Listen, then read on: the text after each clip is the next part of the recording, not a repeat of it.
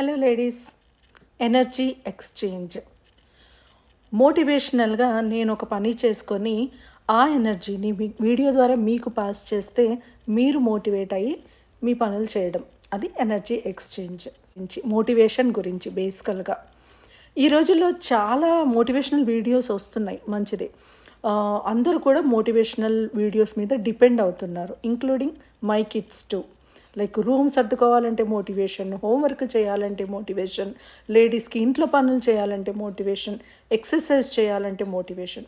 ఇవన్నీ మోటివేషన్. ఈ మోటివేషన్స్ కోసము అవుటర్ సోర్సెస్ మీద, వేరే వాళ్ళు చేసే వీడియోస్ మీద డిపెండ్ అవుతున్నాము.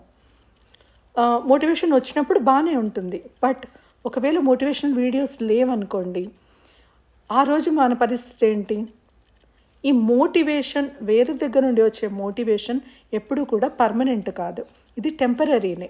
వాళ్ళు వీడియోస్ చేయనప్పుడు మనకు మోటివేషన్ రాదు.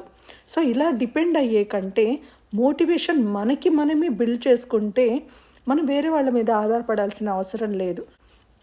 అయితే ఈ మోటివేషన్ని ఇన్ఫ్లుయెన్స్ చేసే ఫ్యాక్టర్స్ కొన్ని ఉంటాయి.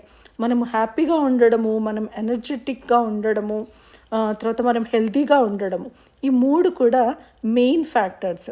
ఎప్పుడైనా మీరు ఈ మూడు బాగున్న రోజు మీరు ఎంత హ్యాపీగా ఉండి పనులు చేసుకొని ఈరోజు చాలా అచీవ్ చేశాను అని అనుకున్న రోజులు చాలా ఉంటాయి. ఒకసారి చెక్ చేసుకోండి. అయితే ఈ మూడు ఫ్యాక్టర్స్ ఇంకా ఉండొచ్చు, ఈ మూడైతే నేను జస్ట్ ఐడెంటిఫై చేసి చెప్తున్నాను. ఈ మూడు ఫ్యాక్టర్స్ మనకు ఎలా రావాలి అనేది మనల్ని మనం చూసుకుంటూ, it depends on each one person కదండి. ఇప్పుడు కొందరు సన్నగా ఉన్న వాళ్ళు చకచక తిరుగుతూ ఉంటారు.